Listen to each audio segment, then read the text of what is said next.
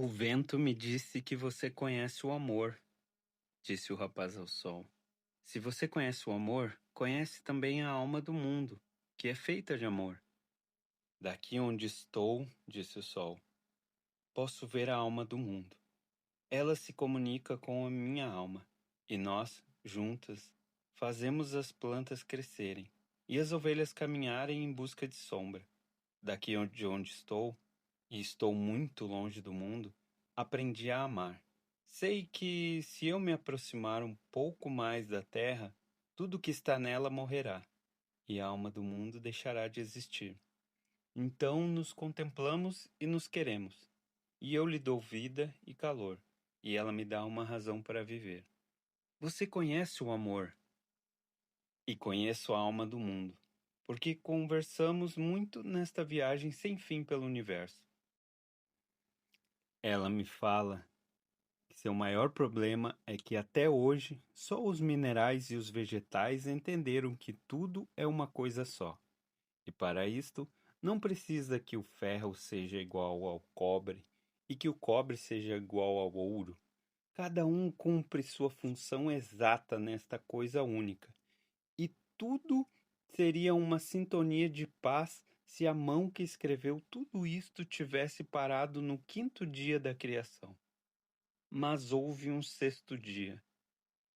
Você é sábio porque vê tudo à distância, respondeu o rapaz, mas não conhece o amor. Se não houvesse um sexto dia da criação, não haveria o homem, e o cobre seria sempre cobre, e o chumbo seria sempre chumbo. Cada um tem sua lenda pessoal, é verdade, mas um dia esta lenda pessoal será cumprida. Então é preciso transformar-se em algo melhor e ter uma nova lenda pessoal até que a alma do mundo seja realmente uma coisa só. O sol ficou pensativo e resolveu brilhar mais forte. O vento, que estava gostando da conversa, soprou também mais forte para que o sol não cegasse o rapaz. Para isso existe a alquimia, disse o rapaz, para que cada homem busque seu tesouro e o encontre, e depois queira ser melhor do que foi na sua vida anterior. O chumbo cumprirá seu papel até que o mundo não precise mais de chumbo. Então ele terá que transformar-se em ouro. Os alquimistas fazem isto. Mostram que quando buscamos ser melhores do que somos, tudo em volta se torna melhor também. E por que você diz que eu não conheço o amor? Perguntou o sol. Porque o amor não é estar parado como o deserto, nem correr o mundo como o vento, nem ver tudo de longe como você. O amor é a força que transforma e melhora a alma do mundo. Quando penetrei nela pela primeira vez, achei que fosse perfeita, mas depois vi que ela era um reflexo de todas as criaturas e tinha suas guerras e suas paixões. Somos nós que alimentamos a alma do mundo, e a terra onde vivemos será melhor ou pior se formos melhores ou piores. Aí é que entra a força do amor, porque quando amamos, sempre desejamos ser melhores do que somos. O que você quer de mim? Perguntou o sol. Que me ajude a transformar-me em vento. A natureza me conhece como a mais sábia de todas as criaturas, mas não sei como transformá-lo em vento. Com quem devo falar, então? Por um momento, o sol ficou quieto. O vento estava ouvindo e ia espalhar por todo o mundo que sua sabedoria era limitada. Entretanto, não tinha jeito de fugir daquele rapaz que falava a linguagem do mundo. Converse com a mão que escreveu tudo, disse o sol. O vento gritou de contentamento e soprou com mais força do que nunca. As tendas começaram a ser arrancadas da areia e os animais soltaram-se de suas rédeas. No rochedo, os homens se agarravam uns aos outros para não serem atirados longe. O rapaz se virou então para a mão que tudo havia escrito. E ao invés de falar qualquer coisa, sentiu que o universo ficava em silêncio. E ficou em silêncio também. Uma força de amor jorrou de seu coração, e o rapaz começou a rezar. Era uma oração que nunca tinha feito antes, porque era uma oração sem palavras ou sem pedidos. Não estava agradecendo pelas ovelhas haverem encontrado um pasto, nem implorando para vender mais cristais, nem pedindo para que a mulher que havia encontrado estivesse esperando sua volta.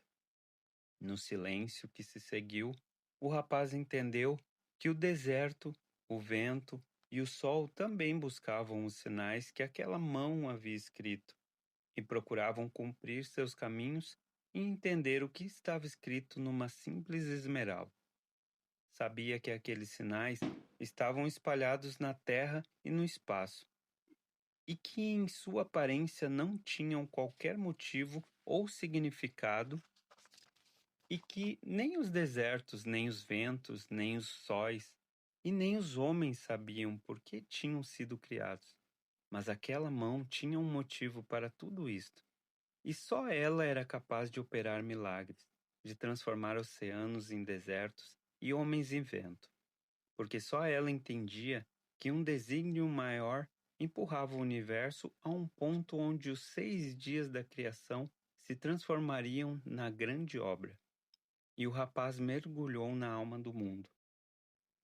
E viu que a alma do mundo era a parte da alma de Deus, e viu que a alma de Deus era a sua própria alma, e que podia, então, realizar milagres. O Simum soprou naquele dia como jamais havia soprado. Durante muitas gerações, os árabes contaram entre si a lenda de um rapaz que havia se transformado em vento, quase destruído um acampamento militar e desafiado o poder do mais importante general do deserto. Quando o Simum parou de soprar, todos olharam para o lugar onde o rapaz estava. Ele não estava mais lá. Estava junto a um sentinela quase coberto de areia, e que vigiava o outro lado do acampamento. Os homens estavam apavorados com a bruxaria. Só 2 pessoas sorriram: o alquimista, porque tinha encontrado seu discípulo certo, e o general, porque o discípulo tinha entendido a glória de Deus. No dia seguinte, o general despediu-se do rapaz e do alquimista, e pediu que uma escolta os acompanhasse até onde os dois quisessem. Caminharam um dia inteiro. Quando estava entardecendo, chegaram em frente a um mosteiro copta. O alquimista dispensou a escolta e desceu de seu cavalo. Daqui para frente, você vai sozinho. São apenas 3 horas até as pirâmides. Obrigado. Você me ensinou a linguagem do mundo. Eu apenas recordei o que você já sabia. O alquimista bateu na porta do mosteiro. Um monge todo vestido de preto veio atender. Conversaram alguma coisa em copta e o alquimista convidou o rapaz para entrar. Pedi que me emprestasse um pouco a cozinha, disse ele. Foram até a cozinha do mosteiro. O alquimista acendeu o fogo e o monge trouxe um pouco de chumbo, que o alquimista derreteu dentro de um vaso de ferro. Quando o chumbo tinha virado líquido, o alquimista tirou do seu saco aquele estranho ovo de vidro amarelado. Raspou uma camada do tamanho de um fio de cabelo, envolvendo-o em cera, e atirou na panela com o chumbo. A mistura ganhou uma cor vermelha, como o sangue. O alquimista então tirou a panela do fogo e a deixou esfriar. Enquanto isto, conversava com um monge a respeito da guerra dos clãs. Deve durar muito, disse ele para o monge. O monge estava aborrecido. Fazia tempo que as caravanas estavam paradas em Gizé, esperando que a guerra acabasse. Mas seja feita a vontade de Deus. Exatamente, respondeu o alquimista. Quando a panela acabou de esfriar, o monge e o rapaz olharam deslumbrados. O chumbo tinha secado na forma circular da panela, mas já não era mais chumbo, era ouro. Aprenderei a fazer isso um dia? Perguntou o rapaz. Esta foi minha lenda pessoal, e não a sua. Mas queria lhe mostrar que é possível. Caminharam de novo até a porta do convento. Ali, o alquimista dividiu o disco em 4 partes. Esta é para você, disse ele, estendendo uma parte para o monge. por sua generosidade com os peregrinos. Estou recebendo um pagamento além da minha generosidade, respondeu o monge. Jamais repita isso. A vida pode escutar e lhe dar menos da próxima vez. Depois aproximou-se do rapaz. Esta é para você, para pagar o que deixou com o general. O rapaz ia dizer que era muito mais do que havia deixado com o general, mas ficou quieto porque tinha ouvido o comentário do alquimista com o monge. Esta é para mim, disse o alquimista, guardando uma parte, porque tenho que voltar pelo deserto e existe uma guerra entre os clãs.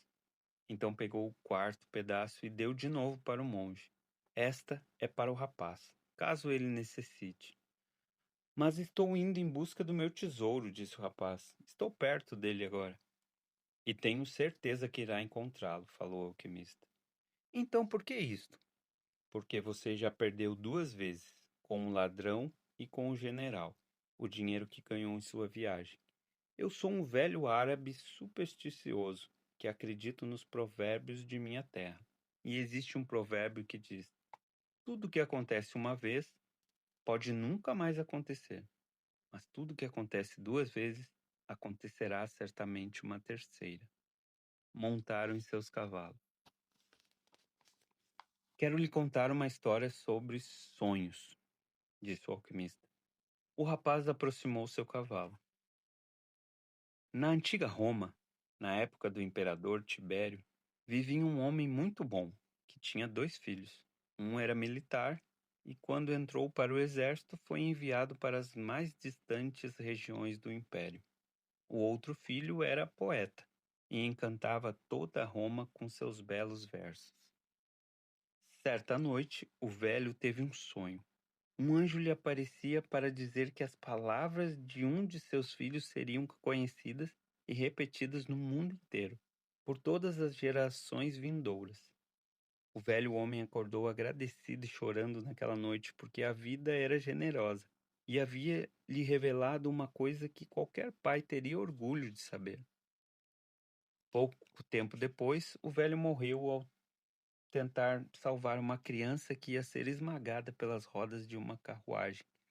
Como tinha se comportado de maneira correta e justa por toda a sua vida, foi direto para o céu.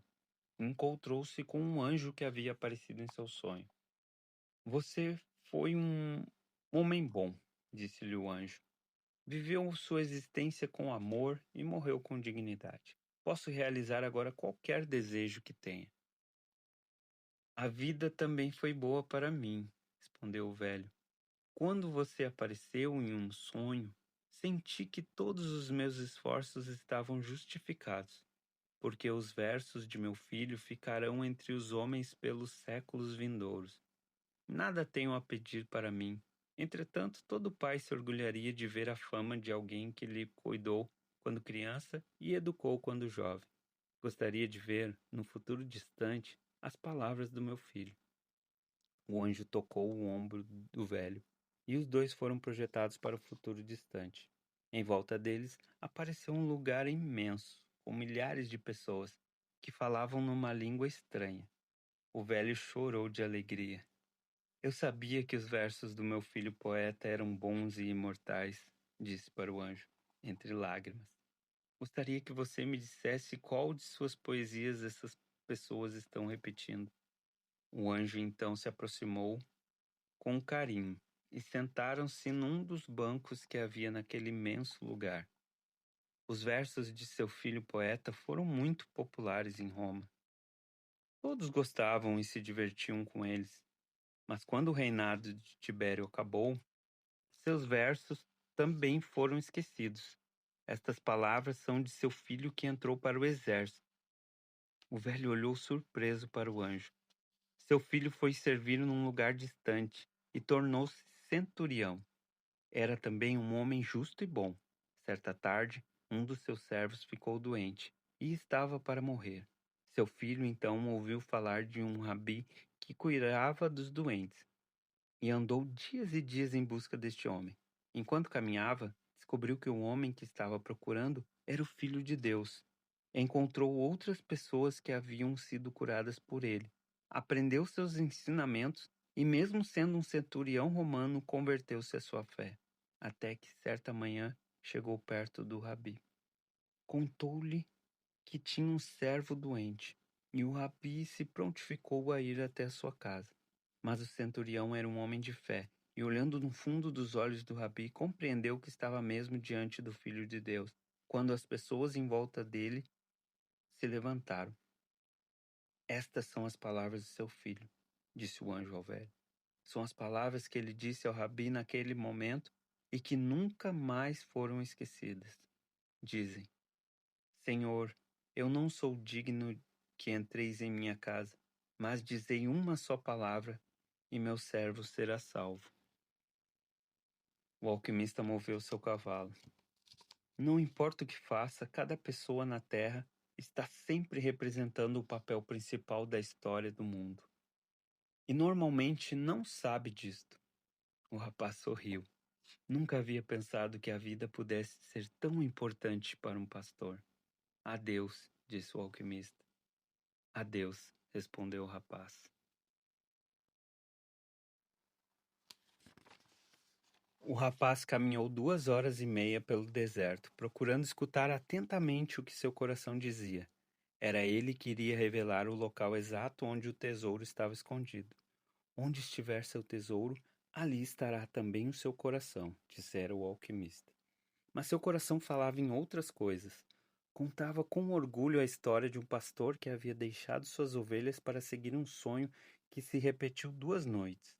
Contava da lenda pessoal e de muitos homens que fizeram isso, que foram em busca de terras distantes ou de mulheres bonitas, enfrentando os homens de sua época com seus preconceitos e conceitos. Falou durante todo aquele tempo de viagens, de descobertas, de livros e de grandes mudanças. Quando ia começar a subir uma duna, e só naquele momento foi que seu coração sussurrou ao seu ouvido: Esteja atento para o lugar onde você chorar, porque neste lugar estou eu, e neste lugar está seu tesouro. O rapaz começou a subir a duna lentamente. O céu, coberto de estrelas, mostrava de novo uma lua cheia. Havia caminhado 1 mês pelo deserto. A lua iluminava também a duna, num jogo de sombras que fazia com que o deserto parecesse um mar cheio de ondas, e fazia com que o rapaz se lembrasse do dia em que soltara livremente um cavalo pelo deserto, dando um bom sinal ao alquimista. Finalmente, a lua iluminava o silêncio do deserto e a jornada que fazem os homens que buscam tesouros.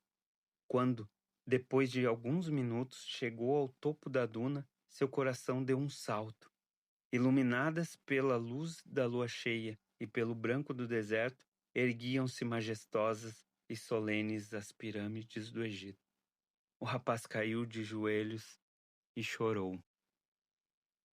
Agradecia a Deus por haver acreditado em sua lenda pessoal e por haver encontrado certo dia um rei, um mercador, um inglês e um alquimista. Sobretudo, por haver encontrado uma mulher do deserto, que lhe tinha feito entender que o amor jamais vai separar o homem de sua lenda pessoal. Os muitos séculos das pirâmides do Egito contemplavam do alto o rapaz. Se ele quisesse, podia agora voltar ao oásis, pegar Fátima e viver como simples pastor de ovelhas. Porque o alquimista vivia no deserto, mesmo compreendendo a linguagem do mundo, mesmo sabendo transformar chumbo em ouro, não tinha que mostrar a ninguém sua ciência e sua arte. Enquanto caminhava em direção à sua lenda pessoal, havia aprendido tudo o que precisava e havia vivido tudo o que tinha sonhado viver. Mas havia chegado ao seu tesouro, e uma obra só está completa quando o objetivo é atingido. Ali, naquela duna, o rapaz havia chorado. Olhou para o chão e viu que no local onde havia caído suas lágrimas, um escaravelho passeava.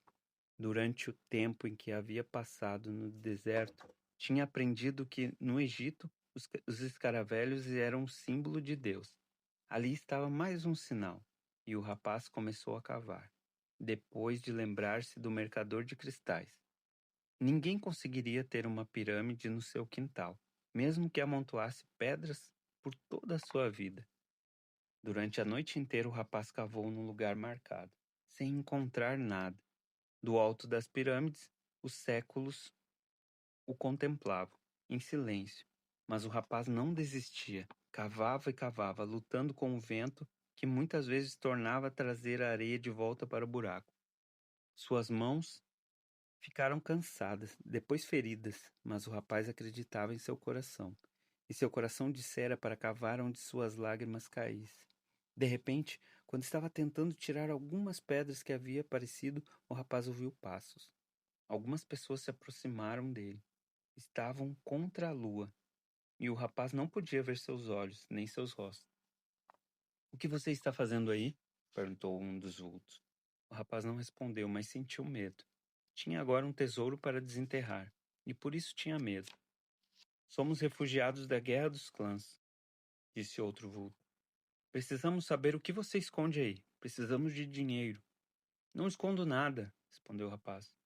Mas um dos recém-chegados agarrou e puxou para fora do buraco. Outro começou a revistar seus bolsos e encontrar o pedaço de ouro. "Ele tem ouro", disse um dos salteadores. A lua iluminou a face de quem o estava revistando e ele viu em seus olhos a morte. "Deve haver mais ouro escondido no chão", disse o outro, e obrigaram o rapaz a cavar. O rapaz continuou cavando e havia nada. Então começaram a bater no rapaz. Espancaram o rapaz até que aparecesse no céu os primeiros raios de sol. Sua roupa ficou em frangalhos e ele sentiu que a morte estava próxima. "De que adianta o dinheiro se tiver que morrer? Poucas vezes o dinheiro é capaz de livrar alguém da morte", dissera o alquimista. "Estou procurando um tesouro", gritou finalmente o rapaz. E mesmo com a boca ferida e inchada de pancadas, contou aos salteadores que havia sonhado 2 vezes com um tesouro escondido junto das pirâmides. O que parecia o chefe ficou um longo tempo em silêncio. Depois falou com um deles. "Pode deixá-lo. Ele não tem mais nada. Deve ter roubado este ouro." O rapaz caiu com o rosto na areia. 2 olhos procuraram os seus. Era o chefe dos salteadores. Mas o rapaz estava olhando as pirâmides. "Vamos embora", disse o chefe para os outros. Depois virou-se para o rapaz. "Você não vai morrer. Vai viver e aprender que o homem não pode ser tão estúpido. Aí, neste lugar onde você está, eu também tive um sonho repetido há quase 2 anos atrás. Sonhei que devia ir até os campos da Espanha, buscar uma igreja em ruínas onde os pastores costumavam dormir com as suas ovelhas e que tinha um sicômoro crescendo dentro da sacristia. Se eu cavasse na raiz deste sicômoro, haveria de encontrar um tesouro escondido. Mas não sou estúpido de cruzar um deserto só porque tive um sonho repetido." Depois foi embora. O rapaz levantou-se com dificuldade e olhou mais uma vez para as pirâmides.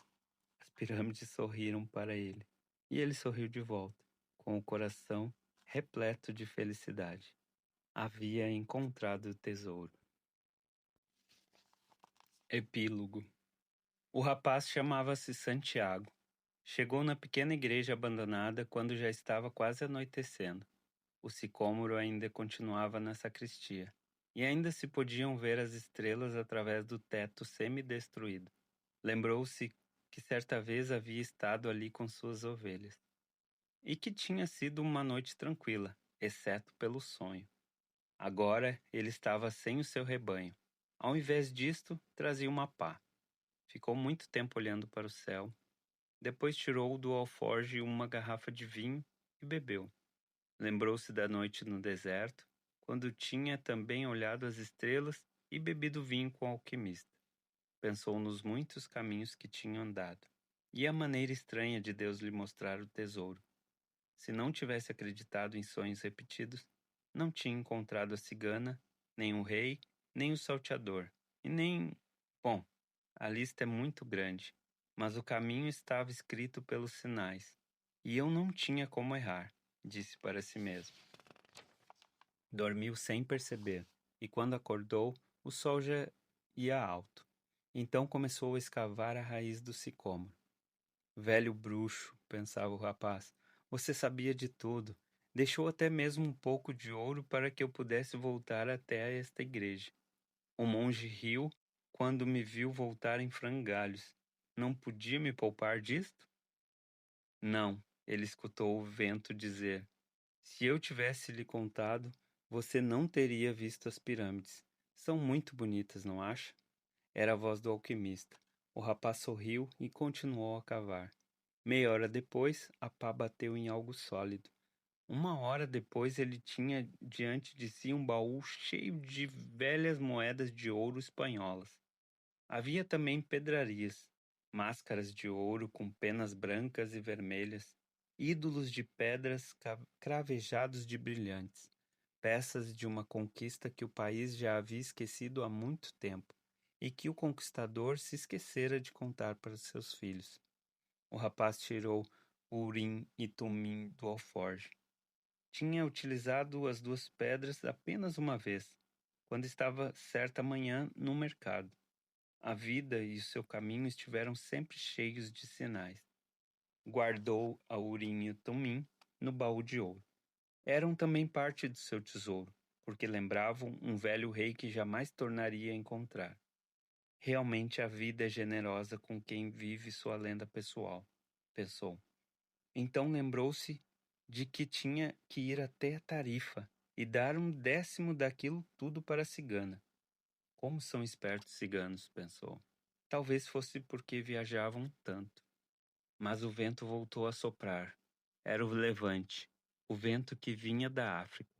Não trazia o cheiro do deserto, nem a ameaça de invasão dos mouros. Ao invés disto, trazia um perfume que ele conhecia bem, e o som de um beijo, que veio vindo devagar, devagar, até parar em seus lábios. O rapaz sorriu. Era a primeira vez que ela fazia isto. Estou indo, Fátima, disse ele.